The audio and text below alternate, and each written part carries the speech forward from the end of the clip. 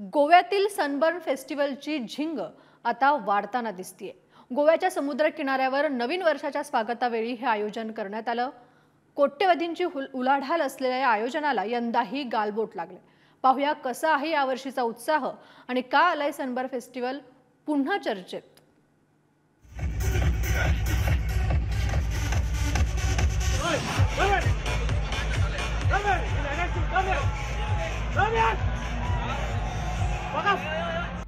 रंगीबेरंगी प्रकाश ज्योतांची डोळे दिपवून टाकणारी रोषणाई, हृदयाची धडधड वाढवणारी, सळसळणाऱ्या तरुण रक्ताला ठेका धरायला भाग पाडणारं डीजे साऊंडवर वाजणारं म्युझिक, गोव्याच्या किनाऱ्यावरच्या वाळूत भरलेला हा दरवर्षी कोणत्या ना कोणत्या कारणानं चर्चेत असणारा हा सनबर्न फेस्टिवल यंदाही सरत्या वर्षाला निरोप देण्याच्या निमित्तानं हा जल्लोष मोठ्या थाटात सुरू होता।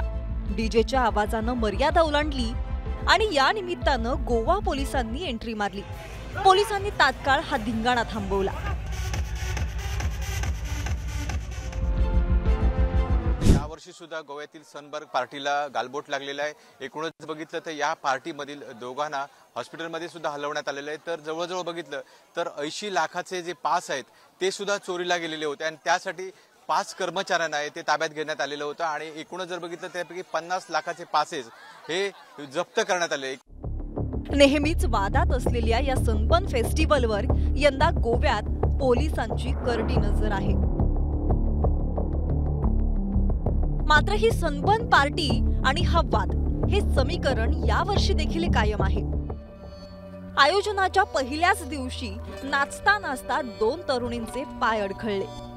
या तरुणींना धड उभंही राहणं शक्य नव्हतं। तात्काळ रुग्णालयात दाखल करण्यात आलं। या घटनेमुळे हा फेस्टिवल पुन्हा संशयाच्या भोवऱ्यात अडकलाय। या फेस्टिवलच्या तिकिटांच्या चोरीचं प्रकरणही समोर आले। तब्बल 80 लाखांची तिकीटं या आयोजनातील कर्मचाऱ्यांनी चोरल्याचं उघड झालंय। 5 जणांना बेड्या ठोकत पोलिसांनी तब्बल 50 लाखांची तिकीटं जप्त केली आहेत। ज्या ठिकाणी हा फेस्टिवल होतो तिथल्या एका गावकऱ्याच्या याचिकेनंतर आयोजकांना तब्बल 3.28 कोटी रुपये जागेचं भाडं देखील भरावं लागलंय। या प्रकरणामुळेही सनबर्न फेस्टिवल चर्चेत राहिलाय। All 5 person arrested. We recovered some Sunburn passes also, tickets also, and we had initiated legal action. All are arrested. So, what is the amount of that stolen? About 60 lakhs, 82 lakhs. तिकिटांची चोरी, जमा केलेली भाड्याची कोट्यवधीची रक्कम यावरून या फेस्टिवलच्या निमित्तानं किती मोठी उलाढाल होतीये हे स्पष्टच होतंय। गेल्या काही वर्षात ड्रग्जमुळे देखील या सनबर्न पार्ट्या फेस्टिवल चर्चेत राहिले आहेतच। व्यसनांधता, चंगळवादी संस्कृतीचा प्रसार अशा फेस्टिवलमुळे नेहमीच होत असल्याचा आक्षेपही दरवर्षी घेण्यात येतो। त्याच्या विरोधात अनेक संघटना उभ्या देखील ठाकतात। तरी सुद्धा हा फेस्टिवल दरवर्षी मोठ्या थाटात पार पडतोच। देश विदेशातील पर्यटकांचं, उद्योन्मुख आणि लोकप्रिय कलाकारांची या आयोजनात उपस्थिती असते। या वर्षाला निरोप देऊन नवीन वर्षाच्या स्वागताच्या क्षणापर्यंत हा सनबर्न फेस्टिवल आणि थिरकणाऱ्या तरुणाईचा जल्लोष टिपेला पोहोचलाय।